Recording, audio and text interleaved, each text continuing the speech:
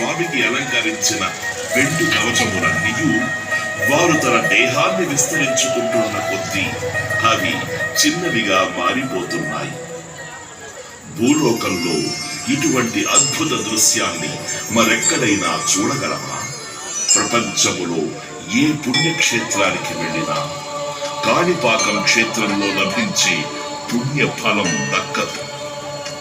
ఏ నదీ తీర్థం కూడా బాహుదా నదీ తీర్థంతో సమానం కాలేదు.